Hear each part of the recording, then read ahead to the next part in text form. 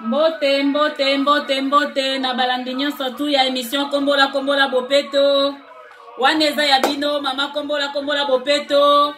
Mama na bino bolingaka mingi, aye lisusu vraiment pona koswana bino, pona mwangonga moko amukie. Zamba pambola bino bisika o bino nyonso tu bozwami. Tika esengo na nzambe, kimia na nzambe ezala penza partage. Ya bandeko nyonso oyo bakotaka na kati na Kombola Bopeto. Ya bandeko nyonso oyo balandaka émission Kombola Bopeto. Kimia na mokonzi Yesu Masia ezala likolo na bino. Esengo na Yesu Masia ezala likolo na bino. Bolamu na nzambe etalisama na misala na bino. Na ba vie quotidienne na bino. Na mabota na bino. Na makambo na bino nyonso oyo boza ko entreprendre. Zambe azala vraiment bénédiction na bino.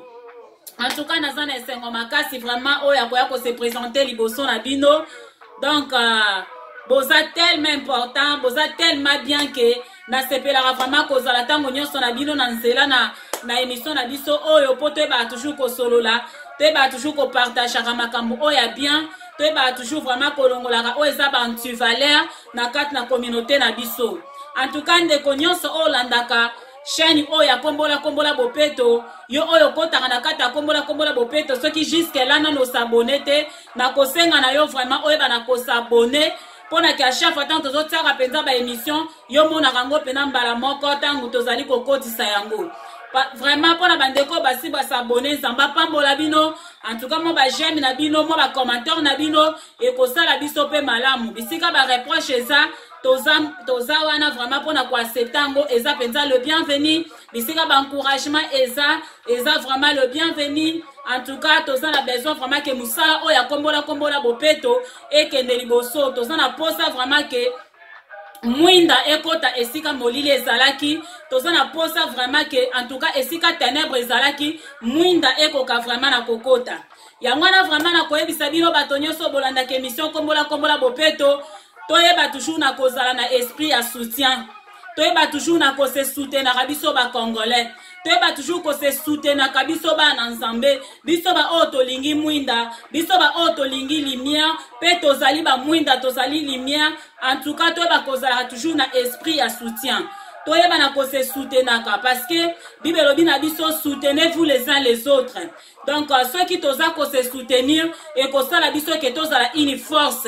Et kosala biso ke tozala une force devant l'ennemi et kosala biso tozala une force devant notre adversaire. Waza ko lukatango nyonso échec na biso, wazo lukatango nyonso malheur na biso, en tout cas to kosala une force. Yangwana vraiment teba toujours na kozala rapenza na soutien ya makasi, teba to kose soutenir rapena makasi. Teba pa na kose soutenir makasi et ça la biso bien makasi. Peuple congolais, esika nyonso zali, ndeko nyonso tu oya zali congolais, place nyonso yo zali, toyeba toujours na kozala na esprit ya kose soutenir. Pour ceux qui tozana esprit ya kose soutenir to okende musika. Ceux qui ont un esprit à se soutenir, to kende musika. Ceux qui ont un esprit à se soutenir, to sala makamba minene. To sala penza makamba minene oyo penza ke e ko sala penza bien makasi. Mais ceux qui tozali ko se soutenir te, en tout cas e ko sala pasi mingi pona biso. Et ko sala vraiment pasi mingi pona biso parce que eza pasi po kongo na biso e kende liboso, ceux qui toza ko se soutenir te. Donc yangwana vraiment toyeba penza na kozala vraiment na ko se soutenir ya makasi et ça la biso bien makasi.